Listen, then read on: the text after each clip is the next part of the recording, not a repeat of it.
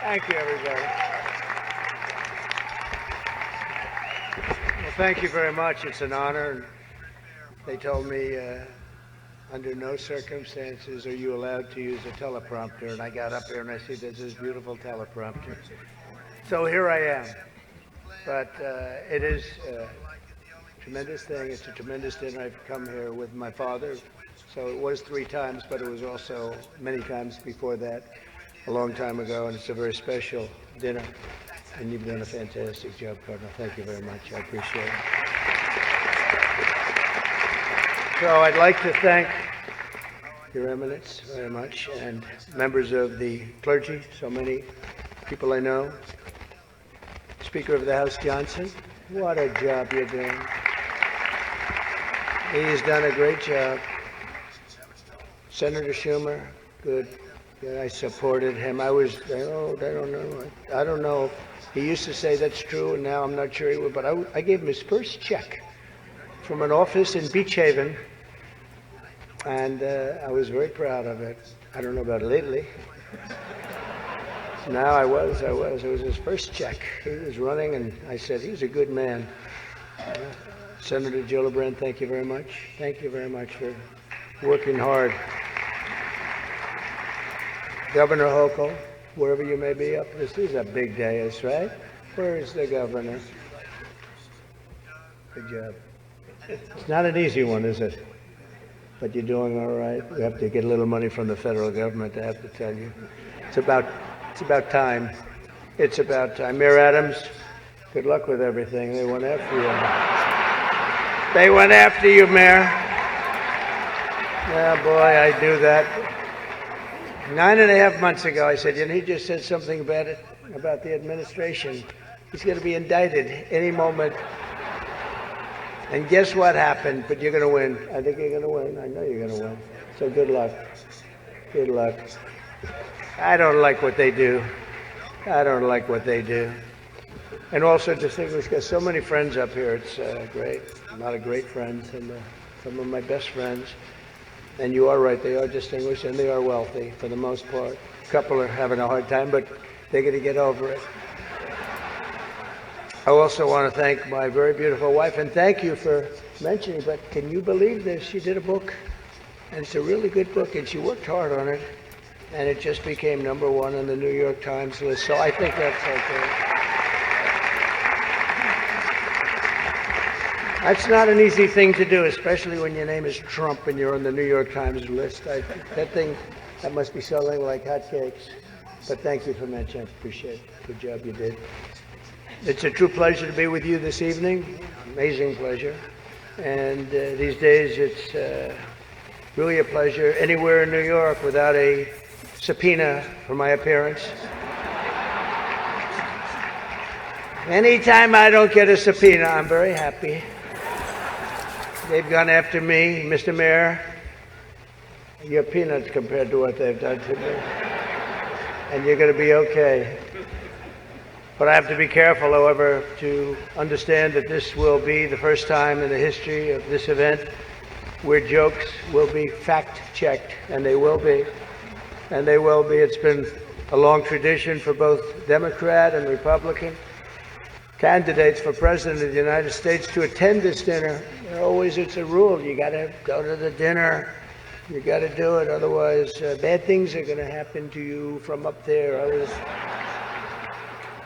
You can't do what I just saw on that screen. But my opponent feels like she does not have to be here, which is deeply disrespectful to the event, and in particular to our great Catholic community. Very disrespectful.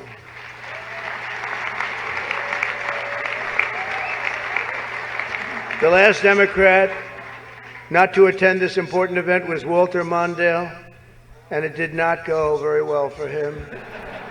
He lost 49 states and he won 1, Minnesota. So I said, there's no way I'm missing it. Actually, it was not easy for me to get here tonight. Because I wasn't going to miss this thing, no matter, I didn't care. I wasn't going to miss it. But that's true. Walter Mondale, 49-1. He was expected to do well, and it didn't work out. It shows you there is a God. I mean, for those people that are questioning it. I understand the real reason that she's not here is she's hunting with her running mate, spending a lot of time hunting. In any event, it's a weird. You know the word weird. They call me weird. They call JD weird. We're very solid people. This guy is calling us weird, but this was weird that the Democrat candidate is not here and with us tonight. I want to also congratulate somebody's going to make us all healthy. RFK Jr., we love you. I don't see him. He's campaigning all over the place. He's campaigning. You're all over. Hello, you both. Nice to see you both. You're doing a good job. He's a great guy, too. He really is. He's going to make us a healthier place. We're going to let him go wild for a little while. Then I'm going to have to maybe rein him back. Because he's got some pretty wild ideas, but most of them are really good, I think. He's a good man, and he believes the environment, the healthy people. He wants healthy people. He wants healthy food. And he's going to do it. He's going to have a big chance to do it because we do need that. I would not have missed the Al Smith dinner for anything in the world. I still remember coming here as a very young guy with my father, Fred. He was a great guy, my father. He was a tough cookie, but he had a very big heart. He was, anytime we'd walk down the street, and you don't see it too much anymore, there'd be people standing with tin cans, and he would always take out $100 and put it in that can.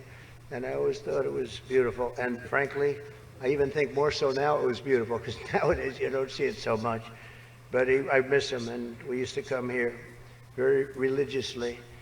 And a great New York tradition has been born 79 years ago. It was born 79 years ago, and there are some people that were here for almost that length. I know many of them, and it's not a pretty picture. Not a pretty picture. The two candidates for president are supposed to exchange good-natured barbs, and you know we get along very well. I didn't like Biden very much, and now I like him quite a bit. You know, and now I say that she's much worse than him. He was a much better candidate than her, actually. And when we hopefully win, dispose of her, I like her a lot, but right now I can't stand her. It's true. I can't stand her. I've never liked people that I was competing against. When you do, a lot of bad things happen. And we are doing well, by the way. The votes are starting to come in. You got to get out and vote. And Catholics, you got to vote for me. Just remember. You better remember I'm here, and she's not. I could have done that too. But you do something that's incredible. The Catholic Church, you're helping the poor, educating children, and supporting the vulnerable.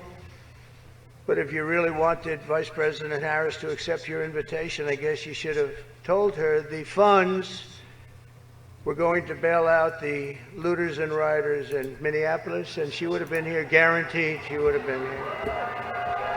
Guaranteed. She would have been okay. She would have been okay with that. But I know this isn't my normal crowd tonight, because it just isn't. It's not my normal crowd. Believe me, my normal crowd is younger, has a lot more energy, but you have certain advantages too, like cash, lots of cash. But many of you are Manhattan liberals from the media and the Democrat Party. I always say the Democrat, you know, Chuck doesn't like that. He likes Democratic, and it sounds much more beautiful, the Democratic Party.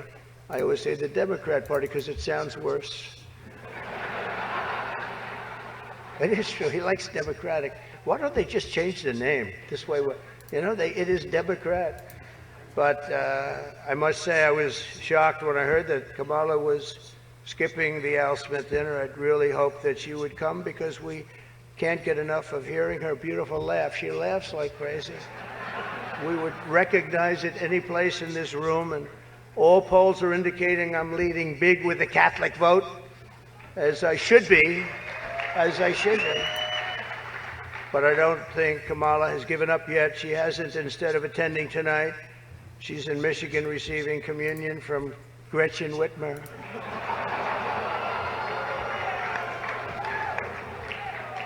That's not a pretty sight. But Catholics, please don't be too insulted by Kamala's absence. If the Democrats, he says, thank you very much, I appreciate it. If Democrats really wanted to have someone not be with us this evening, they would have just sent Joe Biden. You know, he's having second thoughts, you know that, right? He wants to come back. If she does any worse in the polls, they're going to bring him back again, I think. Chuck, he's going to do it. He's the one that got him out. That's the guy.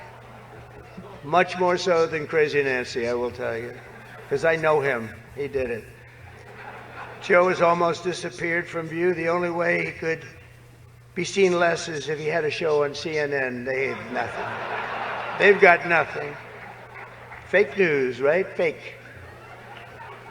That term wasn't good. You know, they say that term is no longer in vogue because it's much worse than fake. I don't want to tell you what the real name is. I won't do it because all those cameras would shut off immediately. They don't like that. But apparently Joe didn't think it was fair for me to have the podium to myself with Kamala skipping the event.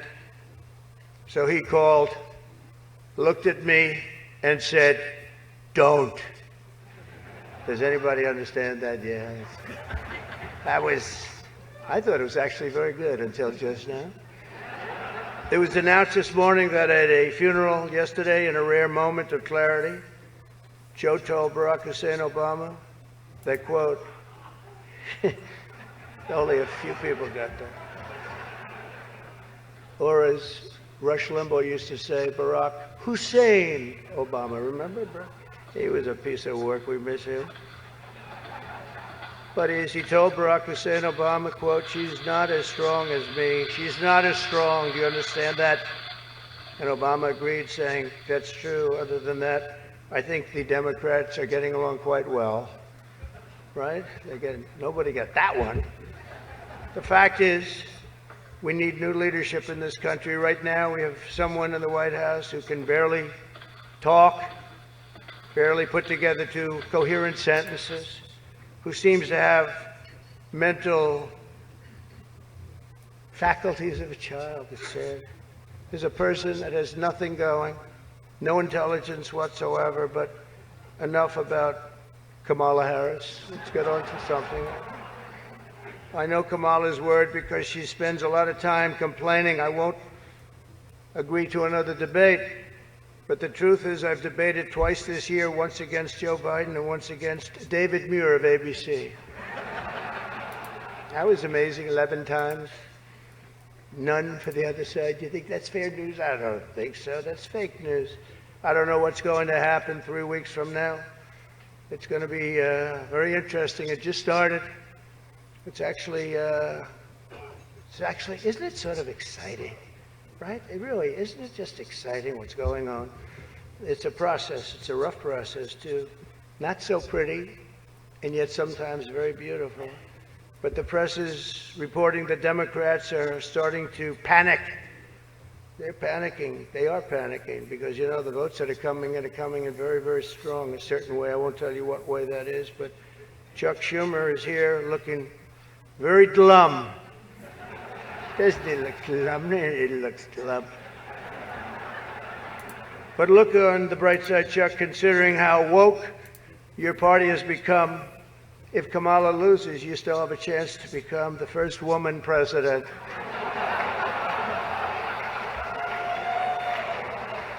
And I actually said, do you mind if I do that? He said, no, you got to do what you got to do. He's a pro. He's a professional. No, he's a good man, actually. I hate to say it. Don't ever use it against me, please. I'll say this dinner was really setting me back when I say it now, but I've known him a long time. There's a group called White Dudes for Harris. Have you seen this? White Dudes for Harris. Anybody know? Are some of you here? White Dudes for Harris? Doesn't sound like it. But I'm not worried about them at all because their wives and their wives' lovers are all voting for me. Every one of those people is voting for me. And as you may have seen, Kamala did an interview on Fox News yesterday. It went so poorly for her that the Democrats have been forced to install another 100 drop boxes throughout the city. And the upside really is Kamala now sees the benefit of deportation. She wants to deport people. She's vicious. She wants to deport people, and she wants to start by deporting Bret Baier of Fox. It's an interesting interview last night. A major issue in this race is child care, and Kamala has put forward a concept of a plan.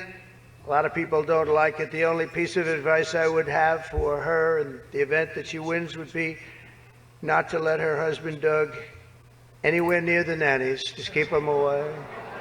That's a nasty one. That's nasty. I told these idiots that gave me this stuff, that's too tough. Oh, I did.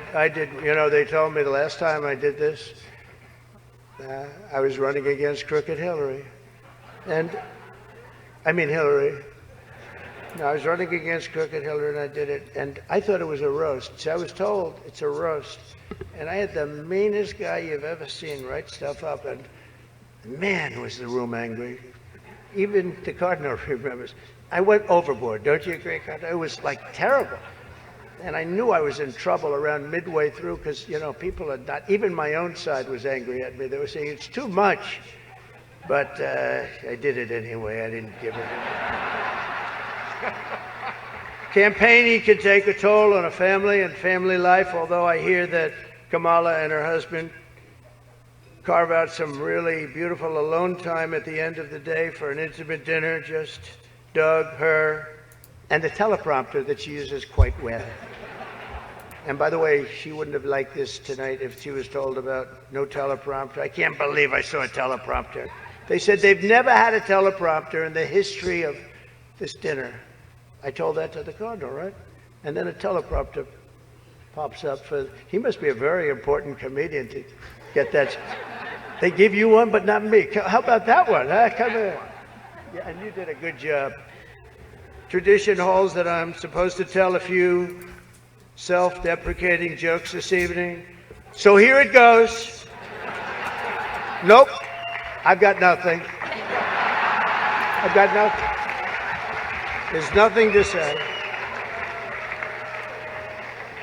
I guess I just don't see the point of taking shots at myself when other people have been shooting at me for a hell of a long time and they shoot us.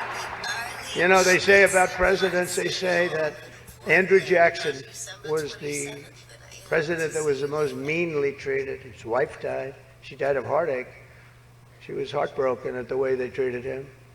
And they say that second was Abraham Lincoln, but he was in charge of a civil war, you know. So, but those were the two, Andrew Jackson.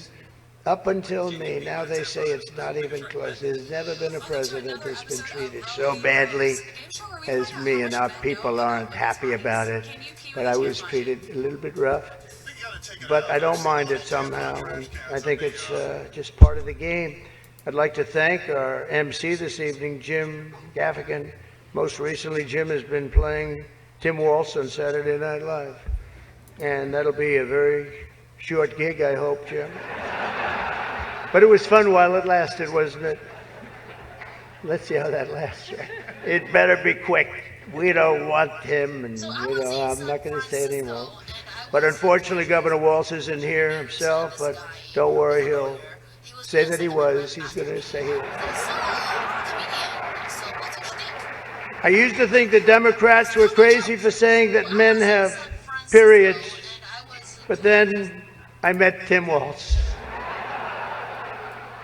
The stupid show, The View, is so bad now that the other day I was watching it and thinking to myself, you know what? They really need to bring Rosie O'Donnell back. That show is bad. Those people are bad.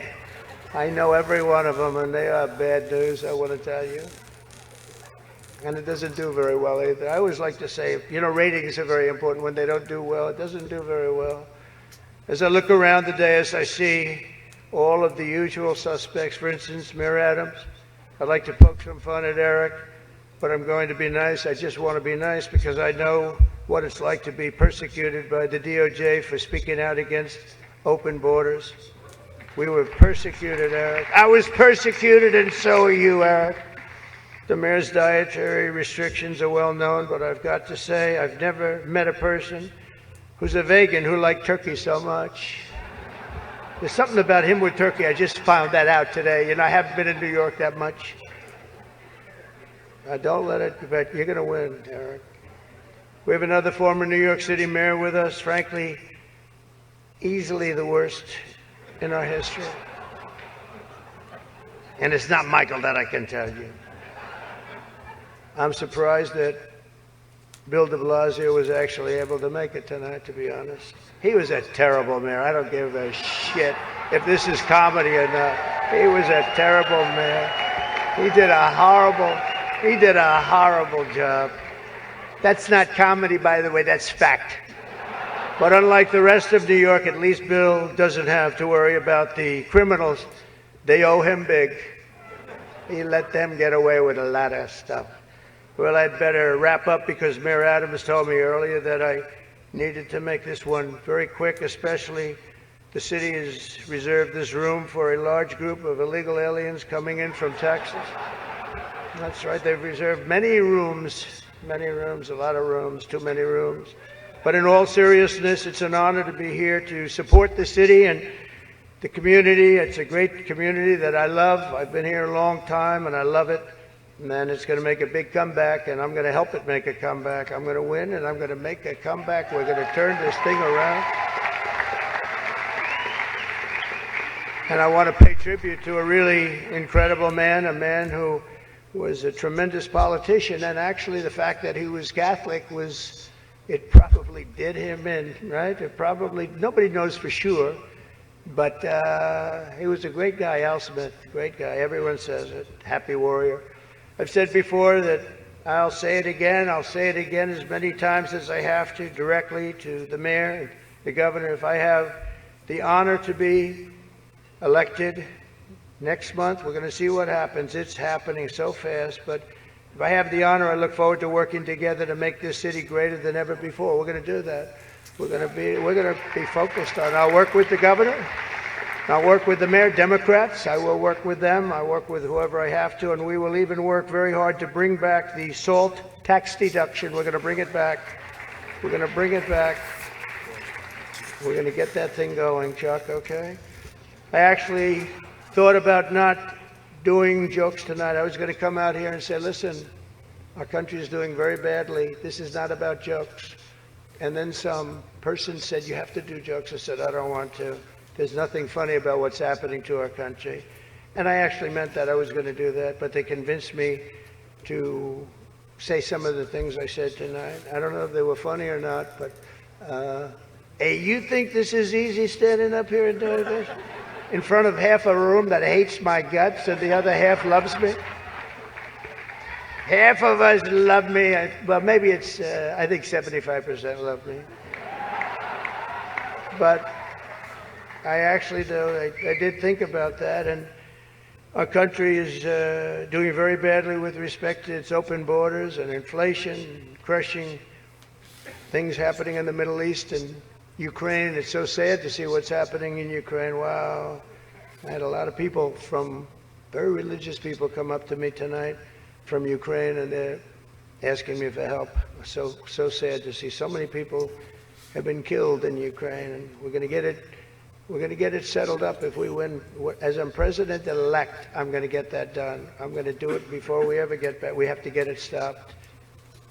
Too much killing. It's killing, and all of those cities are coming crashing down. Those beautiful golden domes are crashing down on their sides. They're so sad to see. The whole thing is so sad. So we're going to be, for all those people, there's so many people came up to the dais, and religious people from Ukraine, and I'm going to say, and I told them, don't worry, we're going to get it stopped. It's too bad it ever started. It should have never started. It wouldn't have started. But we're going to have our country respected again. We're going to make sure that it's respected, and we're going to go out and do very good things for ourselves as a country and for the world.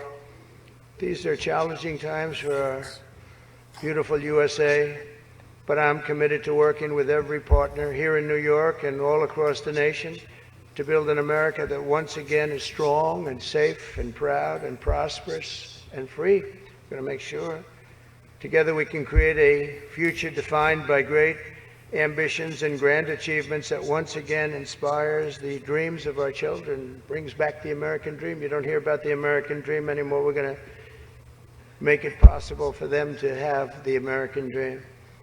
This is a very religious evening to me. It really is. It represents so much. My sister was somebody that loved the church and gave to the church. The cardinal knew that.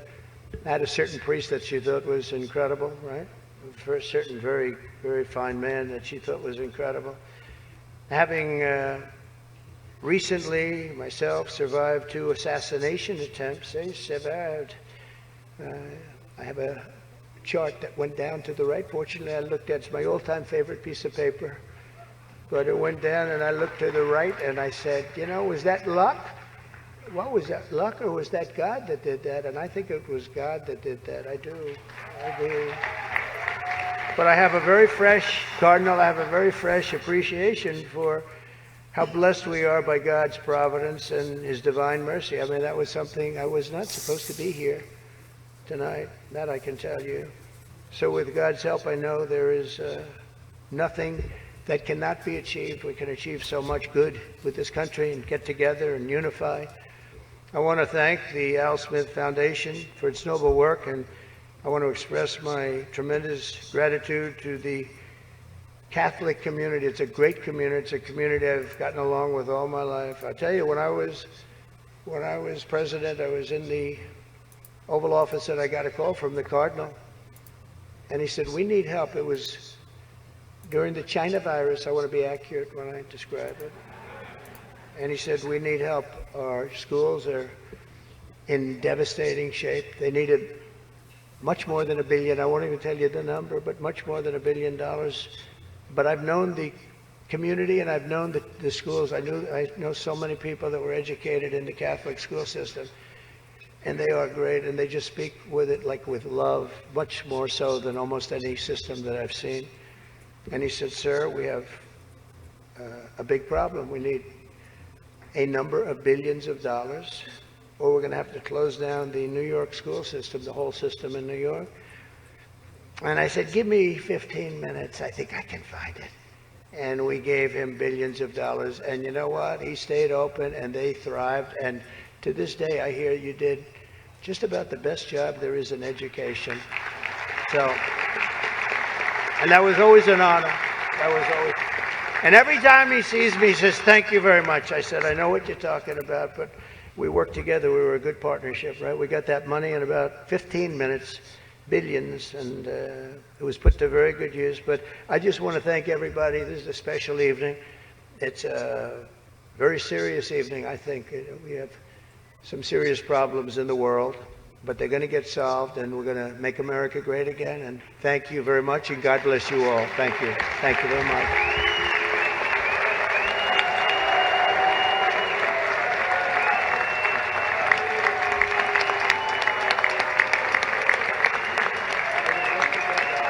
Thank you.